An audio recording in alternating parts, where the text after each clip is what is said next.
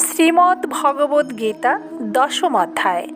এই অধ্যায়ে ভগবান যে 25টি ব্যক্তিরূপ বিভূতির কথা উল্লেখ করেছেন, তাদের মধ্যে সপ্ত মহর্ষি হলেন সেই ব্যক্তিরূপ বিভূতি। এই সপ্ত ঋষিদের পূর্বে এবং সৃষ্টির প্রারম্ভে সনক, সনন্দন, সনাতন এবং সনত কুমার এই চারজন মহর্ষি প্রজাপতি স্বরূপ হিরণ্য গর্ভাত্মা হতে সর্বপ্রথম প্রকটিত হয়েছিলেন। সাক্ষাৎ ভগবৎ স্বরূপ এই চারজন মহর্ষি সর্বদাই পঞ্চবৎসরের শিশুর মতো অবস্থান করেন।